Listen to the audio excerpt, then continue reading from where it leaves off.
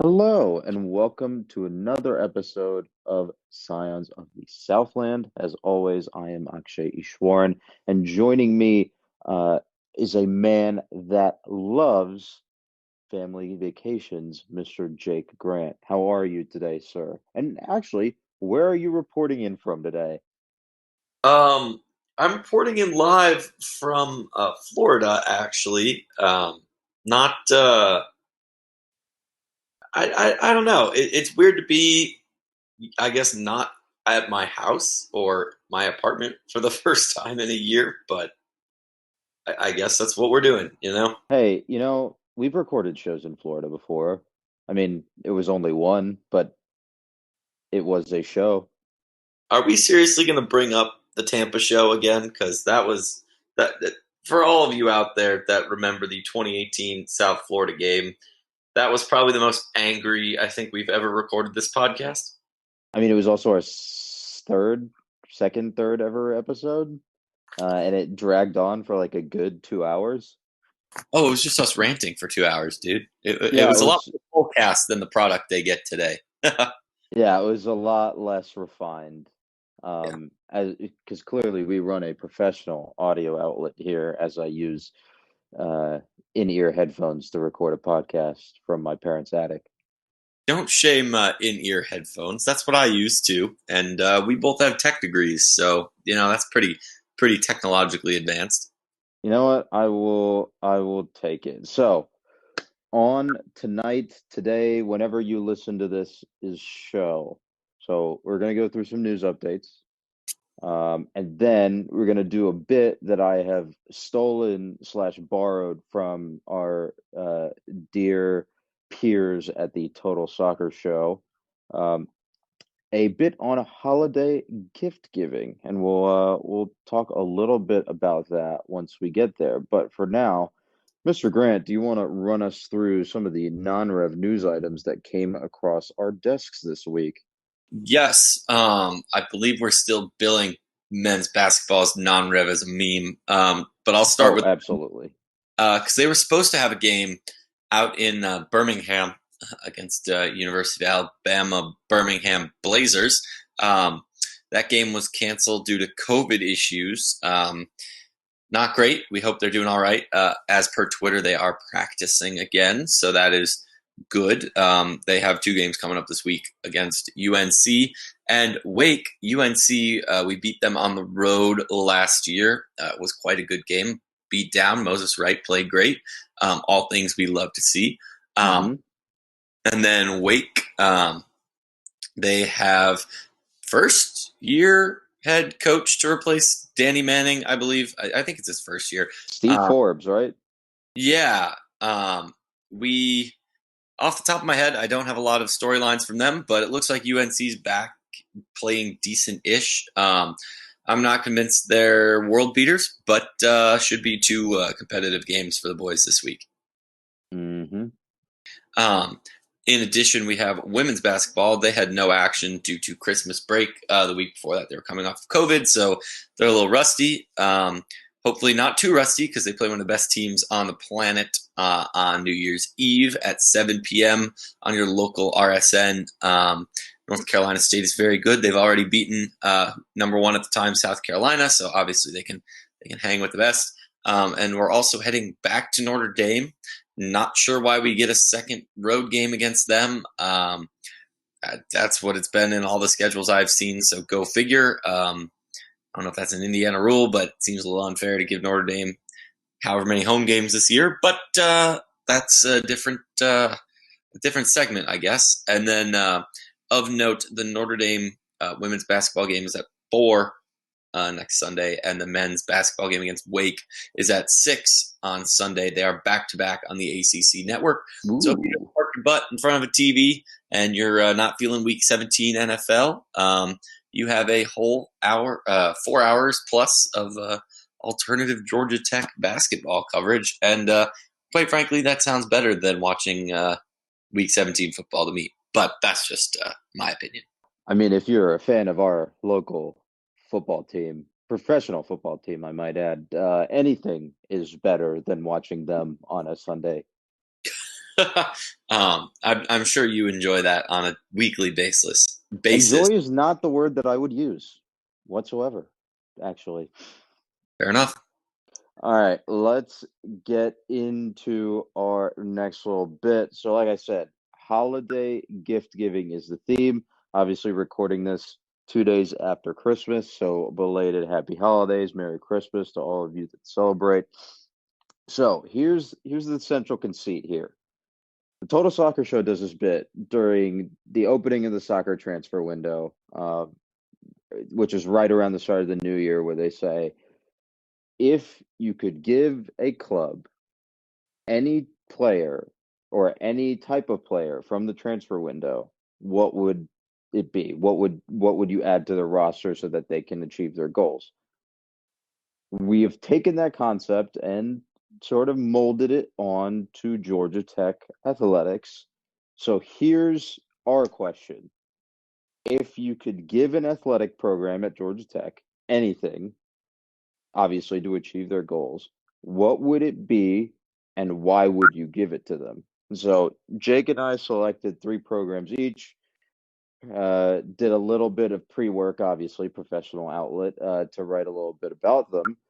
Mr. Grant, would you like to start with your first program? Yeah, for sure. I will say I might throw in an honorable mention at the end, but I would like to start talking about men's basketball. And I realize that what I'm about to say is a little bit, haha, that's the most obvious thing you could ask for, but I'm pretty sure I have good logic behind it, so bear with me.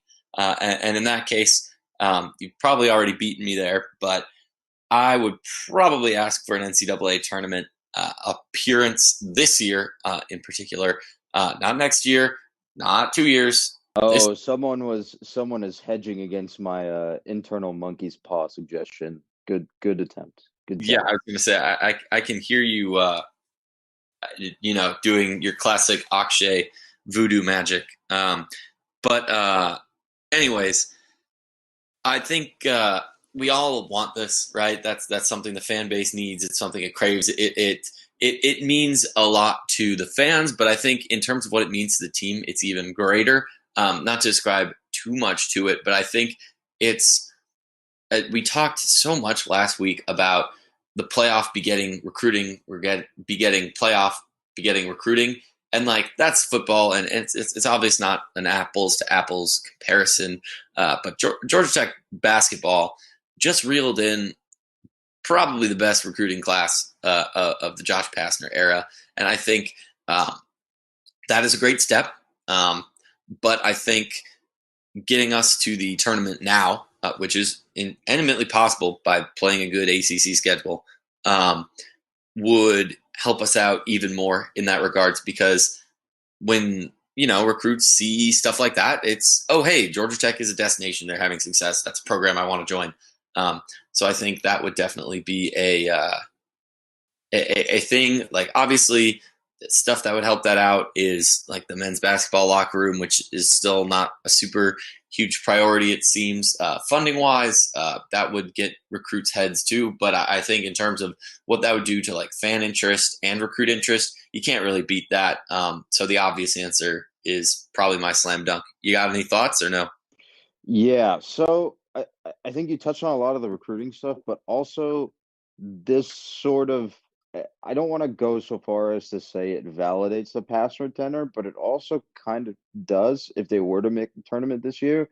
I think we've talked a lot both on this show and in Digital Ink and all that sort of stuff about how 2021 is the make or break year for Josh Pastner at Georgia Tech, um, regardless of the monetary constraints. And oh boy, we've seen those fall to the wayside very quick for some other programs. But but you're right. This like just getting to the tournament. It's not even winning a game. Winning a game is would be fantastic. I'm not gonna say that that wouldn't be, but just getting to the tournament for the first time in 10 years, because the last time was 2010, um, would be awesome. I mean, I guess it would be 11 years, but but it's been almost, I mean, it's been two full recruiting cycles, so two 4-year classes, and then some since Georgia Tech has made an NCAA tournament. And that's just, Actually, any recruit, to further emphasize that point, any recruit that Georgia Tech is going after is a 17, 16, 15-year-old kid. They were 4, 5, or 6 the last time we were in the tournament. yep. And it's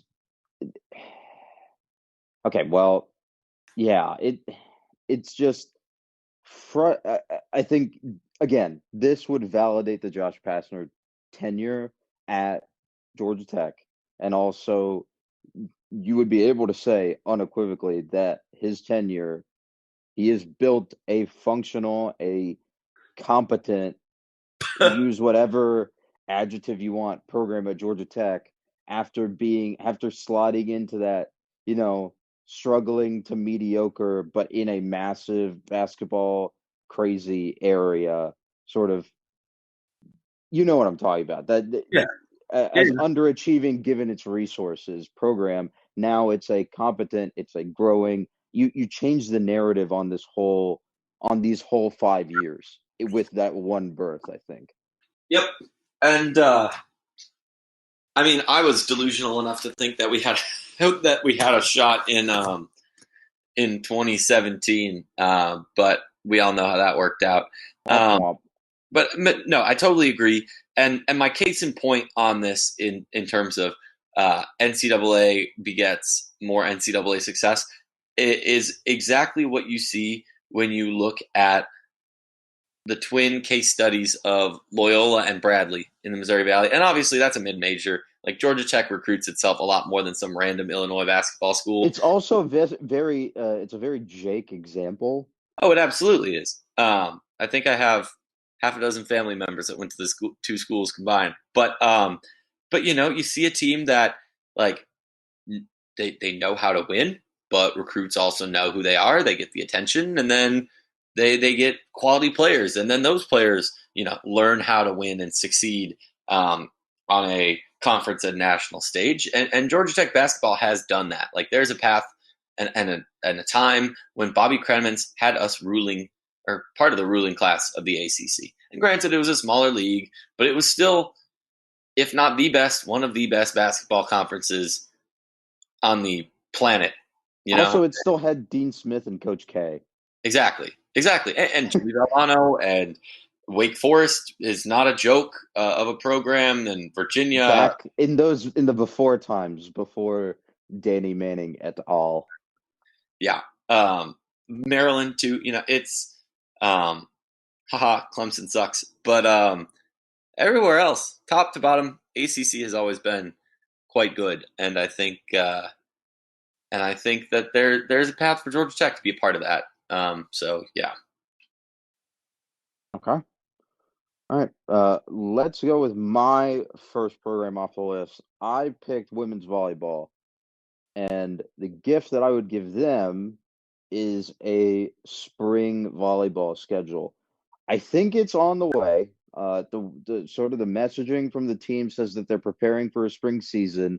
Obviously, it's up to the NCAA and the conference to sort of hash that out. But my point is this: this team was co-first in the ACC in the fall, based on that 8-game slate, and them going what 7-1. Um, Yeah, I think that left them alone at the top because I think Notre Dame lost twice. Okay. Either way, number one, they should absolutely hang a banner for that because banners have been hung for less in other sports. Number two, absolutely let them play a full slate, and obviously, given safety protocols, et cetera, et cetera. Let them play a full slate in the spring and really challenge them against like the Pittsburghs and the Syracuses of the ACC, but also other good teams across the nation. Like, and really earn and really double down on that fall champions title. Yeah, Um, this is a good program. We've been talking about this program for the better part of 2 years as emerging and growing and like a hidden gem on campus. Now they're just flat out good. Like I think we saw that last year. They are a good team. I think last year they had that strength of schedule issue, but this year, if they're playing only conference games and maybe an Athens game, that's still a very that's a pretty rigorous schedule, Yeah. especially at the top half because your Pittsburgh, your Syracuse, your Florida State, your Notre Dame, those are always going to be top half of the conference and nationally ranked teams. We're talking about a sixth ranked in the coaches poll right now, Georgia Tech volleyball team. Yep. Let them defend that sixth ranking. They'll do it. I'll call my shot. They'll do it. Yeah. I don't doubt that for a single second. And as somebody who's been part of the unstoppable hype train of Georgia Tech volleyball, I agree with you. That more than anything, they deserve a shot. I think that's one Hmm. of the frustrating things looking back on 2020 spring for baseball and golf in particular. Is just they never got their shot. Even men's swimming at the NCAA's, like they had their qualifying times, and they were going to do something. They had gotten 24th with a lesser team the year before. Um, and I think that volleyball really, really, really has an opportunity this year, and I think they'll get one last ride in with the gang still hanging around um, to make something else happen. But yeah, no, we haven't seen them in the tournament in a long time, and I think that uh, I mean, it's the thing. Like people see Georgia Tech getting ranked and doing well in the NIVC and being on national television, and there's that vibe of Georgia Tech is a program on the rise. People want to be a part of that. Good athletes want to be a part of that. and they've strung together good recruited classes. They've strung together good performances. The problem for them getting into the tournament over the past, like what, uh, I would say 10 years has been the fact that the ACC is a one bid league. And Yeah, so it's entirely possible that they might have gotten in. When we say one bid league, it's for the regular season championship is an auto bid. They don't have a conference tournament, so it just comes down to at larges. If they had a conference tournament in 2019, I think they would have done really well in that, which would have bolstered their strength of schedule, which would have sent them to the NCAA tournament. yeah. They didn't get that chance, so here's where we sit. It all sort of flows back to your point. And you see a similar thing here as you do with like ACC softball being like, okay, there's a dominant power, Pittsburgh for volleyball, Florida State for softball. Um, and then outside of that, it's really hard for a school to get their name in the hat. Louisville's pretty good in both. Notre Dame is good at volleyball. Syracuse is solid in volleyball, and we've seen the conference on the rise in that respect. But it's just hard to get your hacks in and to even get a shot on the national stage when I don't know, like Georgia Tech being better is part of what is making the conference a higher profile. And I think Hmm. one of the few blessings that's come out of COVID has been the ACC being, well, the Big 12 is a very good volleyball conference, but like other than that, the ACC is the next man up for the most part. So, Hmm. Okay, let's move on. What's your next pick here? all right, I need somebody from the men's golf team to step up. Um, that's not an indictment on how they played. They are by far our most successful program in the time I've been at Georgia Tech in terms of wins, in terms of rankings, in terms of conference championships. It is I mean, all. arguably over the last 20 years. Oh yeah, I mean they are the best program in Georgia Tech golf or in ACC golf history, and I They're the don't best think that program is. in their own program's history. Yes, I agree. Hey, I mean Bobby Jones back in the day, he was probably a one man program himself, but Georgia Tech men's golf. Has gotten a lot of great publicity out of having Andy Ogletree and Tyler Stafacci go back to back at the U.S. Amateur. But I think that also shows just how big of a void it's going to be when the two of them are gone, as Luke Snyderjan's ages out. I think it's Luke. Gosh. At least I know how to spell the name now without looking it up. But and then who else? Noah Norton's getting old. Like there's so much uh, that was accumulated at Tech. Last year was going to be that year that they had, the whole gang. It was all a bunch of old guys, a bunch of seniors, and we never really got to see them put it together. But if they want to not skip a beat, it's on Brantley Forrester and a couple of the other young guys to make their mark on the program, because there's only 5 or 6 guys that get experience at any given time. So it's high time to kind of be looking elsewhere besides our big guns from the last 4 or 5 years. Yeah, and see, I don't know a lot about golf. I will freely admit that, but there's a couple things I want to note here. Number one, it's the U.S. Amateur. Thank you. You gotta pronounce it that way specifically in Golfland. Number two, um, this program is like what's a good football equivalent? It's sort of like the Oklahoma, like the modern day Oklahoma of college football, where they're always at the precipice of being with like the big guns of the sport, but um they just they haven't been able to finish the drill when it comes to the national championship tournament. Actually, Mm-hmm. Oklahoma is a much better example than I thought it was going to be when I started this sentence. Anyway, um, I don't know if they were going to finish the drill in 2020. That's not necessarily an indictment of the program. It's also that one, I don't follow golf, and two, they just didn't get a shot. The whole theme of these like winter and spring sports is that we didn't get to see how good they can actually be when it counts. Yep. And in 2020, and now hopefully they'll have a chance to do that in 2021, and we'll finally get to see, maybe we'll get to see golf finally break through, and some of the other sports break through their barriers. And here's hoping, because you have like you said, a roster of 5 or 6 golfers that now have to sort of step into the path of 2 U.S. amateur winners. Yep. And I mean, like both of them appeared at the Masters.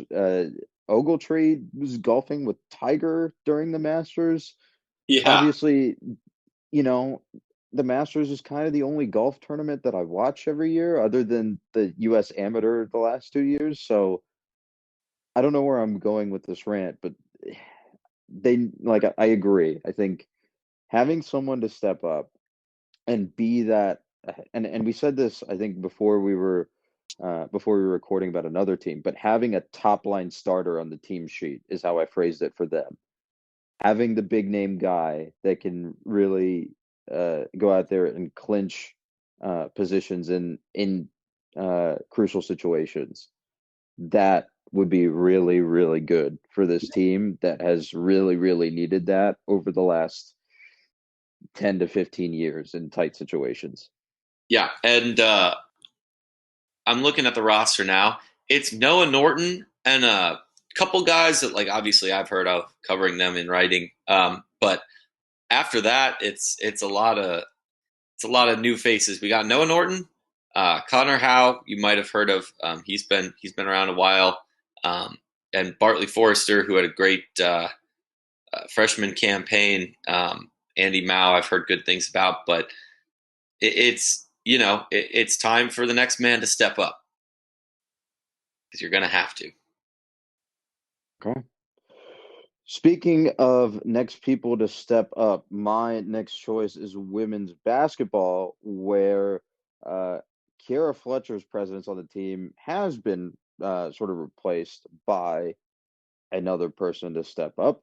But one gift that I would give the women's basketball team heading into 2020 is for her to be healthy. That sounds very simple on the face, but let me sort of explain myself. So Fletcher's been out the entire season so far with, I think, what was graded as a high ankle sprain, right, Jake? Yeah, that's Yeah. that was in the Toddcast last week, so we finally Okay. figured that one out. Fantastic. Got it from effectively the horse's mouth. himself, kind of. Um, I'm stretching for that. Um, so every time that I watch this team this season, and it kind of comes, I think it was put on display very obviously in the Notre Dame game that we touched on a couple weeks ago. Every time that I've watched this team, I've come away thinking this team needs someone that can really penetrate a zone and sort of take away this zone defense, the trap defense that some teams are playing against Georgia Tech, where they target the two bigs on the court in Lorela Kubai and Nerea Hermosa. They're like these teams are trying to eliminate threats in high percentage shot areas. I can totally understand that. It makes total sense as a defensive scheme. I'm all for it.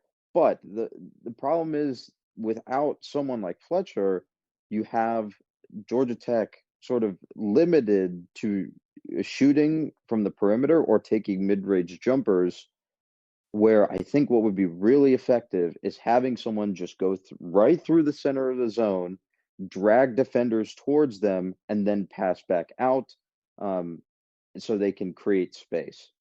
Yeah. And that is something that we haven't seen anyone step up and do yet so far this season. But once Fletcher comes back, that would be a really valuable threat to add to an already good Georgia Tech women's basketball team. Yeah, I totally agree. I don't have a lot to add on that, but I do think they've done a great job of having the next man up mentality, but especially with how thin the team has been. Right. Just another man to put in the game when people are in foul troubles, let alone our probably most experienced player. Hmm. That'd be a pretty big get for them. Hmm. I mean, perimeter shooting is great, and we're good at it right now. Like, We finally well, have. yeah, it's fantastic, and I think something that I neglected to mention earlier is that this team, especially on defense, works as a collective, and they have this sort of collective engine, defensive engine that works really, really well. It's just that even if you have all of that working for you on the offensive side of the court, you really basketball sometimes comes down to one or two players, and having a game-changing player like Fletcher who can add that extra dimension to the offense, to the attack, can really help out. Yeah, no, totally works, and she does have the great driving to the lane. So definitely feel you on all that. Okay, Mr. Grant, your final suggestion for a Georgia Tech sports program. Yeah, I'm kind of rolling mine all in on the whole track and field cross country department because they kind of operate as one, not homogenous, but relatively interchangeable mass. They share a Twitter account. They share a lot of athletes. They share a lot of support staff and coaches.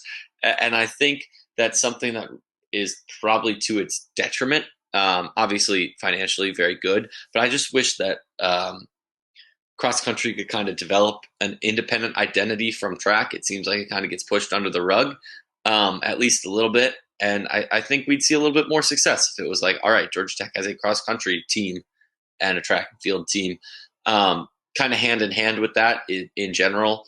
I think we've talked about this a little bit before, but these two sports, as well as swim and dive, stand to benefit the most from endowed coaching positions, endowed Hmm. scholarships, freeing up money and operations for them, and to be able to go after the best and the brightest. We have a lot of very good, and we have a lot of very smart, and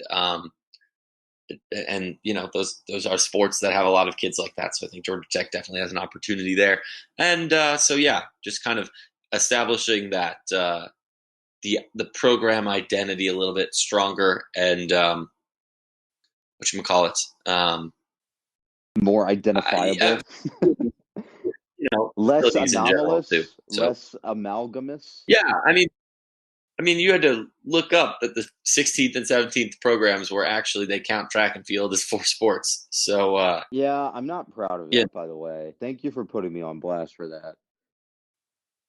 I mean, it's an honest mistake. They don't seem like different sports, but that's kind of the point. Like Georgia Tech has a great history in track and field, Olympians, investment, all that fun stuff. But we don't really have not a lot to show for it these days. Obviously, women's cross country has had a great few years. Hopefully, they get a championship in the spring because they might be able to make some noise.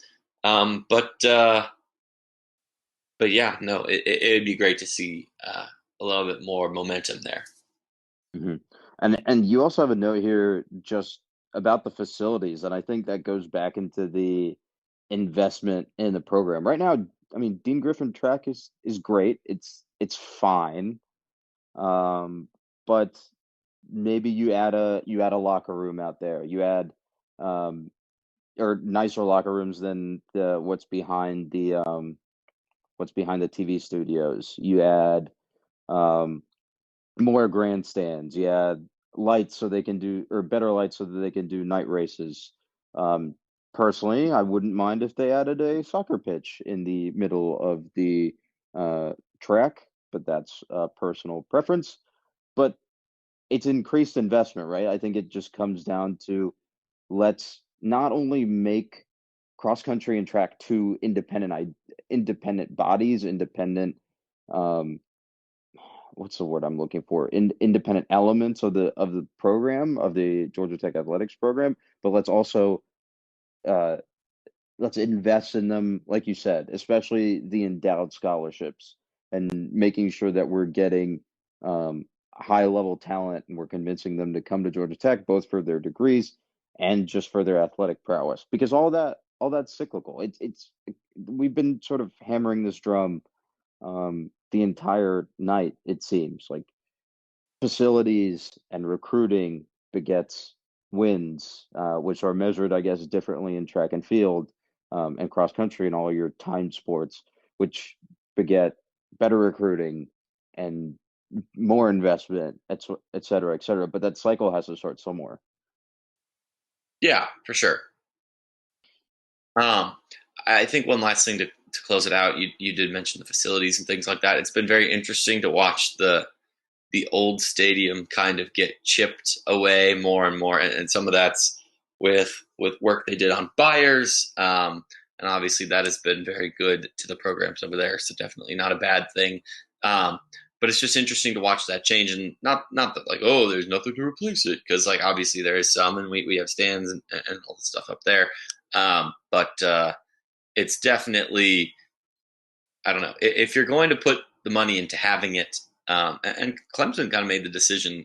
If you look at what they did with their men's track and field and cross country, where they were like, "Screw it! Why even put the money in if we're not going to, I guess, go all in?"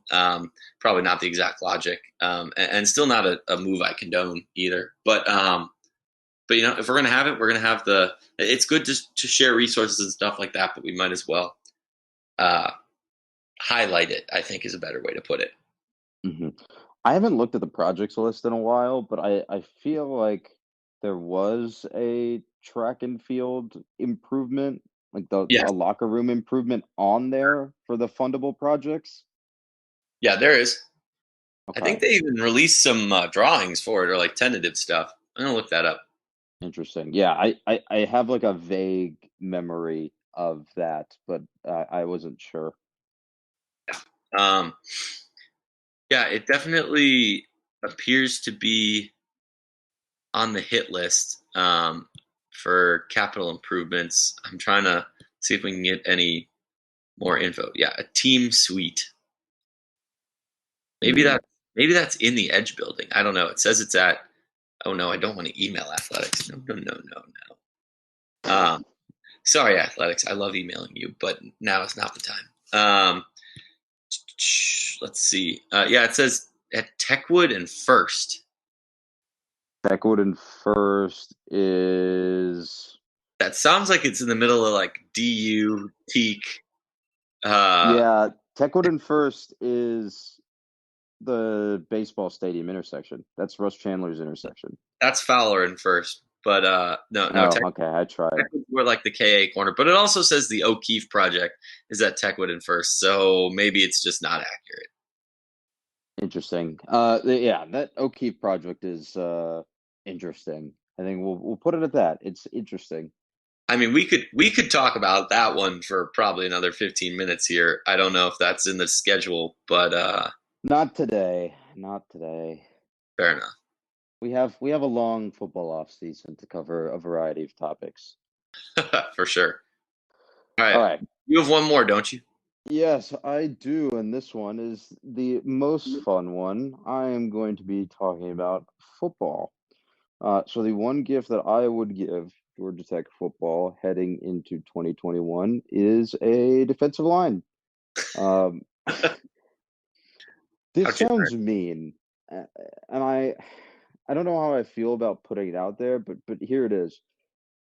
This defense did not do itself any favors this season, and it was sort of another one of those cyclical things, a self-fulfilling prophecy, where it struggled to get consistent pressure on opposing quarterbacks, which meant that its secondary had a hard time covering opposing wide receivers for extended periods, which meant that the secondary kept getting gashed over and over again. And this is something that we saw, especially in those last three games with Duke and NC State. And I don't even remember the last team that we played at this point Pitt. because Pitt, yes, where all of those quarterbacks are not necessarily what you would call world beaters. And I do realize that I'm saying that having been on the losing end of all three games, well, other than Duke, but you get the point.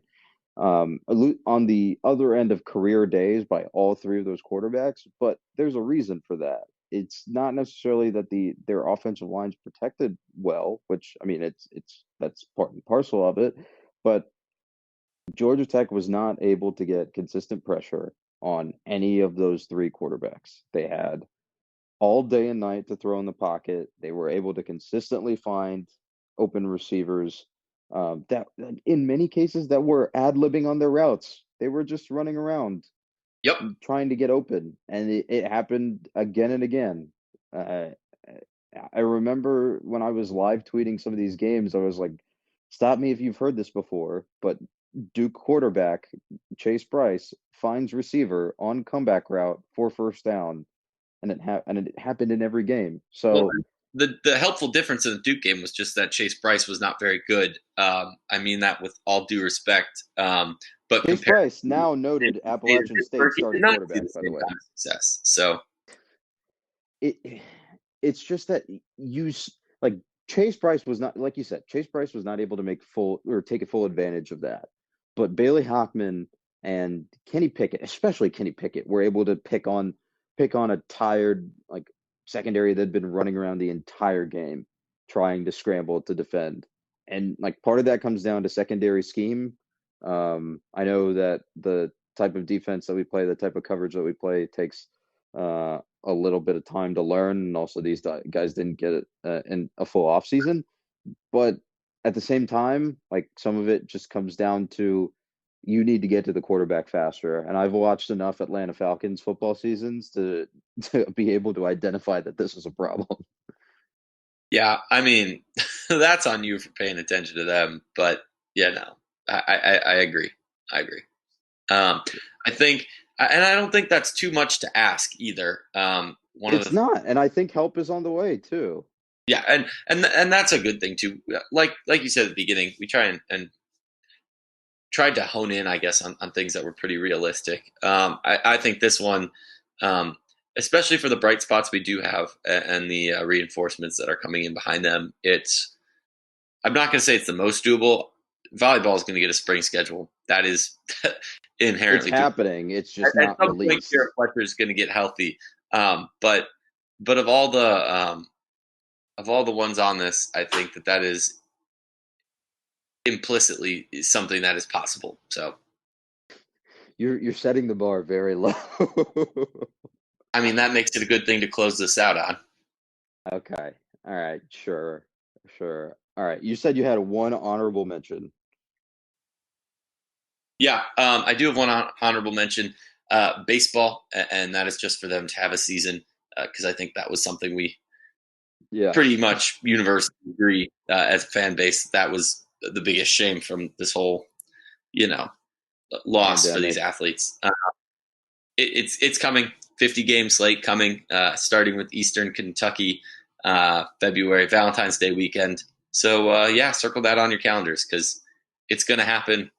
We just don't know what it's going to look like exactly yet. So Yeah, that I mean, 50 games sounds like a normal schedule, but I know that there are some policies in flight. I think the out of conference games are pretty limited. yep. So I mean, we'll be seeing a lot more of what has traditionally been a pretty stellar baseball conference, which I'm fine with personally. Do you have any team that you don't want to see? Like baseball wise, Yeah. um, I like my gut wants to say Duke just because I remember that 20 was that the 2019 season where we played them a couple times, and I think one time in the ACC tournament, and it took us a while for us to break that ACC tournament semifinal wide open, and I was They're a very team. concerned. But see, I like playing the tough teams. Like Boston College, that doesn't get me going. That doesn't fill the seats. But I see the point. We do tend to have trouble with Duke. We have trouble with Duke across a lot of sports is the thing.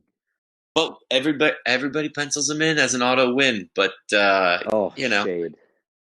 um, anyways, I did check. Baseball is usually a 54 game schedule. We Okay. played 62 in 2019, 8 of which were in the postseason. So there's your answer on that. Womp womp. So much fun that year was. I very much so enjoyed it. Other than the ending, I really hope that it happens again in the near future, preferably this year. Preferably, we got the arms to do it. So I think that can be our New Year's wish. Yeah, if that's what I have for the program as a whole, I will take it. All right, Mr. Grant, any other final thoughts before we wrap up here? Nope, that's it for me. All right, listeners, thank you all for listening, and we will talk to you again soon. Take care, stay safe, and again, happy